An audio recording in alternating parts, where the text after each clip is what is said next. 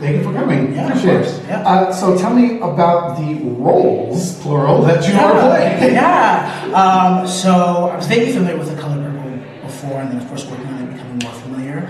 So I play ensemble, so I can sing a lot of fun music, and then I also get to play Grady, who I always forget who he actually is and forgot he was a character in the show, but was so happy to get him. He's kind of like a little bit of like the comedic relief, especially like a big turning point in the show. And I also get to play the chief, which was really fun and cool. I got to break out some of my linguistic skills and help the rest of the cast with the Swahili pronunciation and stuff.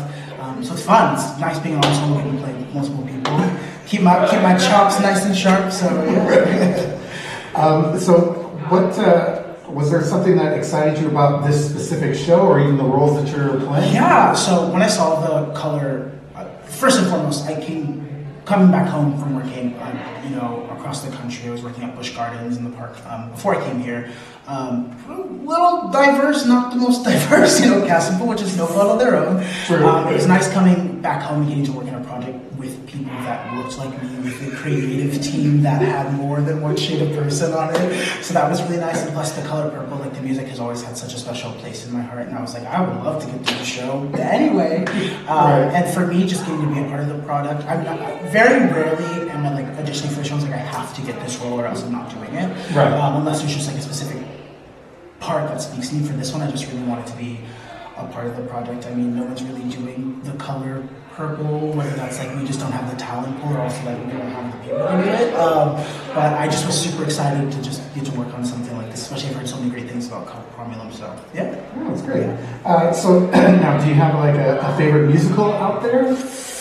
I listen to a lot of things. I've been kind of jumping around. Right now, I'm going to mess up my names. There was a YouTuber named Sam Sui who him and his husband made a musical called, I think it's The Seven Immortals. It's basically based off like a Chinese folklore of like these 7 individuals that somehow work their way into immortality. The music is absolutely gorgeous. It has, it's pretty star-studded. It had like, what's his name? He was in Miss Saigon. I'm always going to forget his name. He played the engineer. But he's in it. It's just gorgeous music, super diverse cast. And it's like a more modern, contemporary take on like a culture and like stories that don't really get put out into the mainstream, which is also kind of why I love The Color Purple. It's not like, people know The Color Purple, but it's not, when it comes to these stories and stuff, there aren't the ones that are at the forefront, so I just kind of love that. Other than that, I've been hopping back into Marie Christine because I love me some Audra McDonald. I love that soundtrack, and that's a show that does not get enough credit. I'm waiting for the day for something to cast that. I was like, I just need to be. I love that show. The music is just absolutely gorgeous. You were very, very strongly considering doing that show next year. Please do. If I'm being honest, I don't think it would.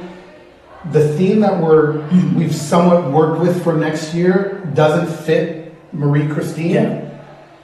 But the previous theme that we were looking at fit it perfectly. Listen, every good season needs a wild card. And Marie Christine's a really good wild card, I tell you what. I talk about it all the time, texting one of my best friends. She lives out in New York. It's like, I need you to sing this. And she's like, what is this from? I was like, Marie Christine, listen to it right now. Like, it's just very stuff show, great show. I think, just the storytelling, the power, and everything. I just obsessed. And Audra McDonald. Come on. Yes,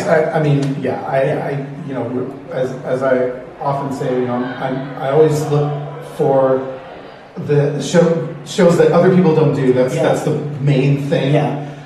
But especially, I think it's important to do, frankly, black shows. Yes. Because they don't get done very often, and I'm black, so I feel like I should at least be doing something. You know what I mean? People doing the shows too kind of brings it. I feel like it's a combination thing. People are scared to do shows like this because of like who's going to show up for the show, or they're just like, we just don't know for like the company that can do that. But I'm like, just do it. You'd be so surprised. Like people, coming into the auditions for this, I was like, oh my god, like especially coming from the other side of the world, as I call it, like walking audition rooms, and I was like, why? I'm the only one that looks like me. If there's a paper bag, I would fit. That kind of thing. But yeah, I know even said like looking at the rest of the season elegies, I'm like, nobody does elegies, and I harp about there's Farrah Alvin does like a cover of what is it, like goodness is rewarded, that song, and it's like gorgeous, and I was like, I love elegies. Nobody talks about elegies, so that's like super exciting. But yeah, definitely, Mary Christine is up there. Yeah. Oh. Now, do you have a dream role that you like from any show, musical or otherwise? I feel I have a very tiny, tiny like circle of them. Because I love doing shows. So I'm like, I'll be on some, but I also find like not that individual work is not rewarding, especially being like a named role, but I just find ensemble work is sometimes the most rewarding, especially you play such a big part of doing storytelling. Definitely, I would love a second shot at Asaka or Agwe. I did it with CSUN, my alma mater. Love for a little redemption arc. Won't get too much into that. I would love to tackle Cole House from Ragtime. It's like a role that like doesn't 100% fit my voice type, but I love a challenge. Yeah. And then Falsettos is also one of my dream shows, and I want to be Wizard so bad. I've watched productions of it where Wizard is a black man, and I think from like an artistic storytelling standpoint, there's not that people dying of age, regardless of what your background or ethnicity isn't tragic. There's like an extra added level of tragedy when you see like this man of color kind of getting thrown into like the drama of this predominantly white Jewish family, but also dealing with queerness as a black person, health issues, X, Y, and Z. I just think there's like a little bit, for me too, especially because biased because black, there's something about that just pulls on my heartstrings. I think a little bit more, but yeah, Falsettos is like one of my dream shows. Yeah. Yeah, I think Conundrum is doing it this year. I used to work with him, actually. So when they did their production of Wild Party, I played Mr. Black in their production. I helped them with costuming. I was a production manager when they did Xanadu. So I'm super, super familiar. Actually, some of the people in the production doc that I'm in also came from Conundrum. So like Johnny Pearl has worked there too. Our choreographer, Kylie Buckles. Hall is also choreographing. They're doing gospel right now. She's working with that. So tight-knit family here in LA Theater. Yeah, as I often tell people, the theater community in Los Angeles is very small. Very. It's a lot smaller than you think. So be careful of what you say to people because I could guarantee if they don't know the person, they know someone who knows the person. 100%. The fun, literally just had a story this happened. So 5 Star Theatricals was doing production of Ragtime. Unfortunately, didn't get it. Still sobbing about it, but it's okay because I went to see it. It was phenomenal, and I was like, you know what? I can't be mad. It's really good. The director of that show, I did a show called Miscast. It's hosted by a lovely woman named Mandy Kaplan. She donates all her money to Project Angel Food, which is like here in LA. I walked in first day of like early rehearsal. Walked in, he was there. I was like, oh my gosh, such a tiny world. Like I never would have imagined he was there. Very, very tiny. So, like, what? Many of us have a survival job. Like, so what do you do, like, outside of the theater when you're not on the stage? Yeah, I kind of dabble in anything. So right now, I'm in between because I was working as a seasonal / visual person for Lush Cosmetics, if you know, like the bathroom. So I know that place. Yeah. So I'm in the process of reapplying for a part of their core staff right now at a couple of different shops. Actually, the Culver City one. I was just talking to the manager. And then I just got hired back at REI in Northridge. I also used to work there before I left a couple years ago.